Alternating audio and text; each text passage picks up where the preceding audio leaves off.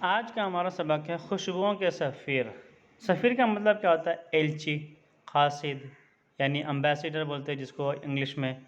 तो खुशबुओं के सफ़ीर यानी ऐसे अम्बेसडर, ऐसे एलची, कासिद, मैसेंजर जो खुशबुओं के पीछे पीछे भागते हैं, खुशबुओं के लिए बेकरार होते हैं।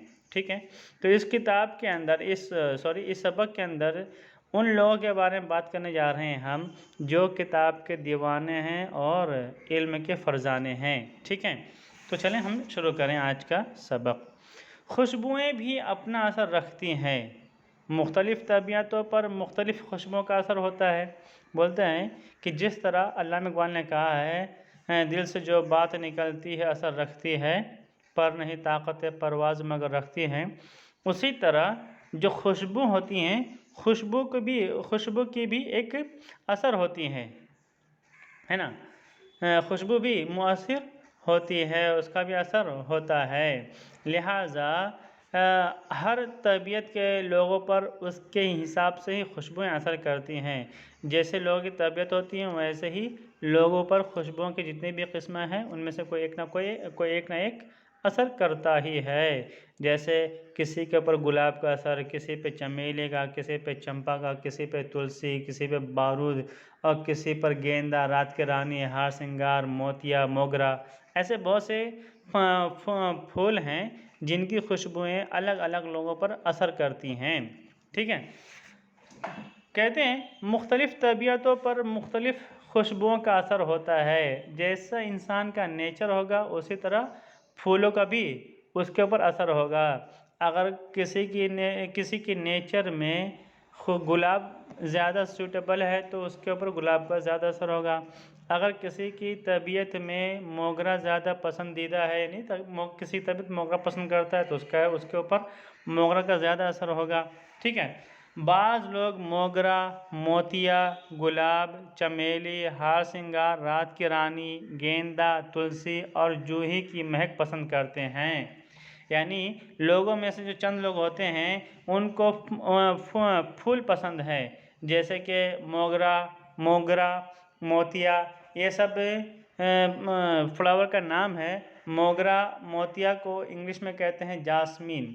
ओके, जास्मीन, गुलाब मतलब रोज़, चंबेली का मतलब भी जास्मीन होता है। और फिर हार श्रृंगार का मतलब होता है नाइट में खिलने वाला फ्लावर, नाइट जास्मीन। रात की रानी, वो भी एक लेडी ऑफ द नाइट एक फ्लावर का नाम है। ठीक है, तुलसी यानी मैरीगोल्ड, फिर गेंदा मतलब मैरीगोल्ड और तुलसी मतलब बासिल, जूही, जास्मीन, ये सब यानी बहुत से लोग होते हैं जो इन फूलों में से किसी न किसी एक फूल को पसंद करते हैं। लेकिन बाज़ ख़ास लोगों को बारूद की बदबू बहुत अच्छी लगती है, मगर चंद लोग ऐसे होते हैं जिन्हें गन पाउडर की महक अच्छी लगती है।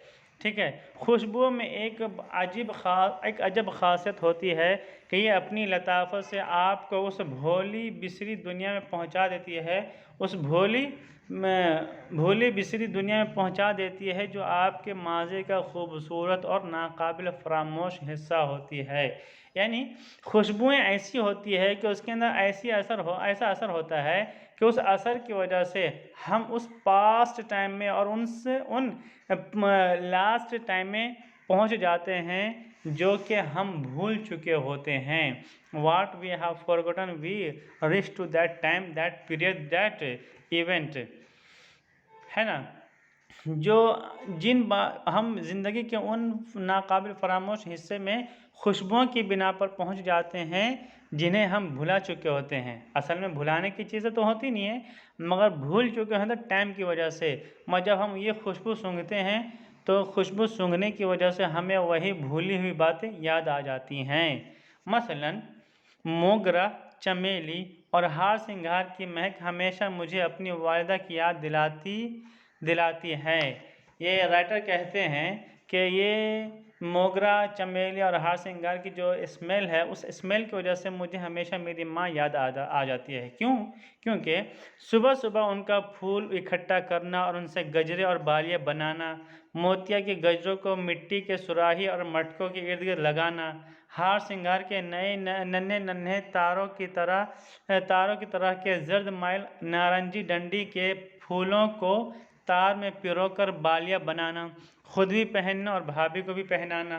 कहते हैं कि देखिए, मेरी वालिदा जो थी वो हर रोज़ सुबह सुबह उठती थी और फूल को जमा करती, जो दख्त से गिरे हुए होते हैं उनको जमा करती थी और उनसे अपने बालों में लगाने के लिए और अपने सुराही, अपने क्लिप पोट को सजाने के लिए गजरे और बालियाँ बनाती थी। मोतियाँ फूल के जो गजरे बनाती थी, उन गजरों को मेरी माँ सुराही को सजाती थी और मटका के इर्द गिर्द लगा देती थी। और हार श्रृंगार के जो छोटे छोटे फूल होते थे, जो उन फूलों के उन नन्हे नन्हे तारों के जर्द माइल मतलब क्या है, येल्लोइश ऑरेंज, ऐसा एक ऑरेंज है मगर वो येल्लोइश हो चुका है, ठीक है। तो येल्लोइश ऑरेंज तारों की तरह, नन्हे नन्हे तार मतलब क्या, स्मॉल स्टार्स, तारा मतलब स्टार। तो हार श्रृंगार के छोटे छोटे तारों की तरह जो कि ऑरेंज येल्लोइश थी, उनकी डंडियों को नारंगी डंडी के फूलों को तार में पिरोकर बालियाँ बनाती थी। यानी पीली पीली लकड़ियों में जो छोटी छोटी लकड़ियाँ होती हैं, उन लकड़ियों में पिरोती थी, उसको फिल करती थी और उनको बाली बनाती थी, जैसे कि लेडीज़ अपने कान में पहनती हैं बाली, तो बाली बनाती थी और ख़ुद भी पहनती थी और मेरी भाभी को भी पहनाती थी।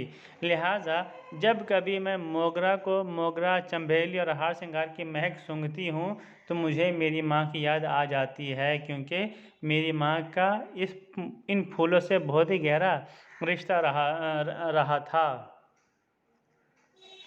इसी तरह गुलाब, रात की रानी और तुलसी की महक वालिद मरहूम की तरफ ले जाती हैं, और जब कभी मैं गुलाब या फिर रात की रानी या फिर तुलसी की महक सूंघता हूँ तो मुझे मेरे वालिद साहब की याद आ जाती हैं। म्यूसिकी और अदब के अलावा बागबानी भी उनका बहुत बड़ा शौक़ था। मेरे वालिद साहब, उनको म्यूज़िक भी पसंद था, लिटरेचर भी, और इसके साथ साथ वो गार्डनिंग भी बहुत ही शौक़ से किया करते थे। वसी और अरीज़ लॉन में वो ख़ुद गुलाबों की मुख्तलिफ़ किस्में लगाते थे। हमारे घर के बाहर में जो लॉन था, वो बहुत ही बड़ा सहन था। लिहाजा उस लॉन में मेरे अब्बू ख़ुद ही variety of roses he was planting in that lawn.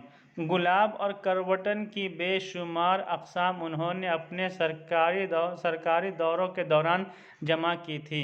कहते हैं गुलाब और करवटन, जो कि फ्लावर का नाम है, इन दोनों फ्लावर के जितने भी किस्में हैं, बहुत से मुख्तलिफ़ किस्में, बेशुमार क्या है, अनकाउंटेबल टाइप्स ऑफ, यानी many types of rose and croton he has collected during his official visiting.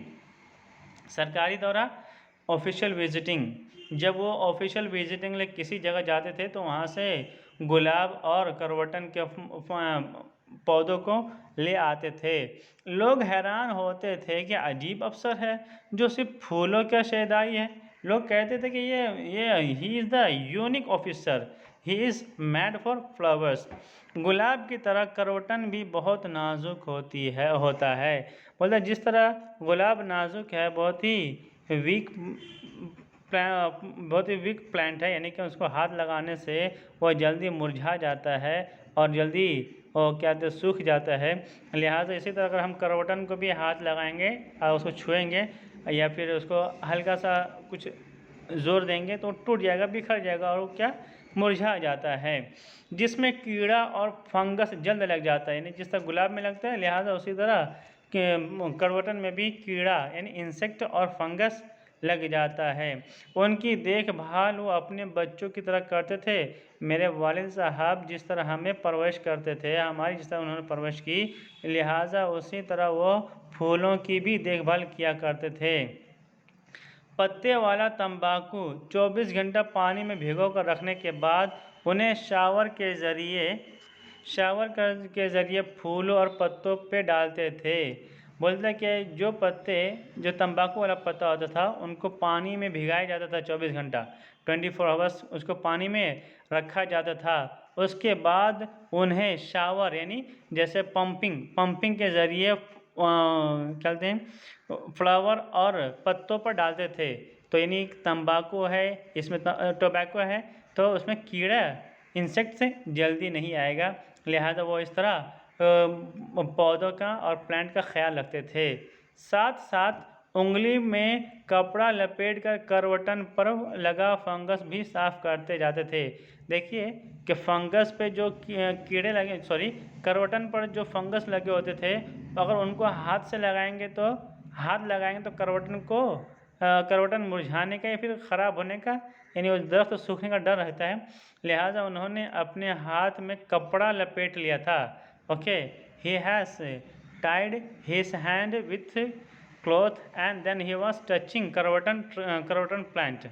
Okay, और करवटन प्लांट में जो फंगस लगा होता था उनको अपनी उंगली पर कपड़ा लपेट कर साफ किया करते थे। माली उनकी मदद करता ज़रूर था। जो हमारे गार्डनर था, हमारे बाग का गार्डनर था यानी बुस्तानी था, वो गार्डनर मेरे फादर की मदद ज़रूर करता था, लेकिन बाज़ औक़ात उनकी फूलों से बेपनाह वाबस्तगी पे हैरान भी होता था। मगर मेरे वालिद साहब जो कि फ्लावर से इतना ज़्यादा मोहब्बत करते थे, वो इतना ज़्यादा मैड थे, इस मैडनेस पर he was surprise. Okay, on this madness the gardener was surprised.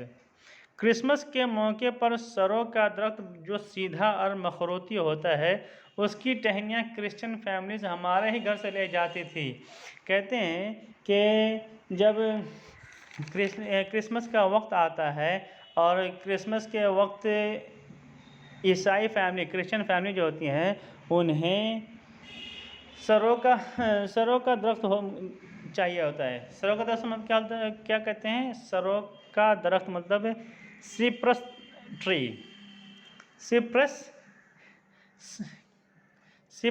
Tree की उन्हें ज़रूरत पड़ती है, जो एकदम स्ट्रेट भी होता है और मखरूती भी होता है। मखरूती का मतलब क्या होता है?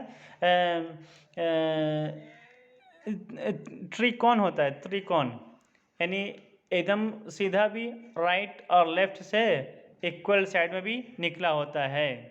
जैसे कि हम बोलते हैं क्रिसमस ट्री बोलते हैं, तो उनकी क्रिसमस ट्री की तरह है ना। तो सरों का दरख्त जो सीधा और मखरूती होता है, उसकी टहनियाँ branches Christian families were taking from our house. बाज़ औक़ात 24 दिसंबर तक दरख्त बिल्कुल टनमन हो जाता था। कभी कभी हमारे घर से जो क्रिश्चियन फैमिली इस दरख्त की टहनियाँ लेके जाती थी, तो उसकी वजह से दरख्त तो बहुत ही मजरूह हो जाता था। मगर कभी कभी ऐसा होता है कि 24 दिसंबर से पहले ही हमारे घर में जो सरों का दरख्त था, सिप्रस ट्री था, वो ट्री क्या था, बहुत ही healthy and stronger and fat हो जाता था, वो 24 दिसंबर से पहले ही। दादी और वालिदा जब उसका नोटिस लेती तो वालिद मुस्करा कर कहते। जब मेरी दादी और मेरी माँ उन दरख्तों का नोटिस लेती यानी कि उन दरख्तों को जांचती कि कितने दरख्तों से ब्रांचेस को काटा गया है, कितनी टहनियाँ दरख्तों से काटी गई हैं, तो उस वक्त मेरे वालिद साहब मुस्कुराते हुए कहते, मोहब्बत बांटने से बढ़ती है। यानी कि जब मेरी माँ और मेरी दादी कहते थे कि आप तो दरख्त लगाते हैं और दरख्त का फ़ायदा और दरख्त को उजाड़ कर कोई और ले जाता है, फ़ायदा कोई और लेता है, उजाड़ता कोई और है, तो मेरे वालिद साहब जवाब देते थे कि मोहब्बत बांटने से मोहब्बत बढ़ती है। चंद दिन बाद फिर ये दरख्त नई कोंपलों और शाखों से भर जाएगा। मेरे वाले साहब कहते हैं कि अभी तो उन्होंने दरख्त की एक टहनी ले गए हैं, मगर चंद दिन जब गुजर जाएंगे तो इस दरख्त पर दोबारा नई कोंपल यानी नया है, new bird and new branches will come back. लिहाजा हमें मोहब्बत बांटने में कमी नहीं करनी चाहिए, और अगर वो क्रिश्चियन फैमिली हमसे अगर सिप्रस ट्री ले जाते हैं तो इसमें कोई हर्ज नहीं है।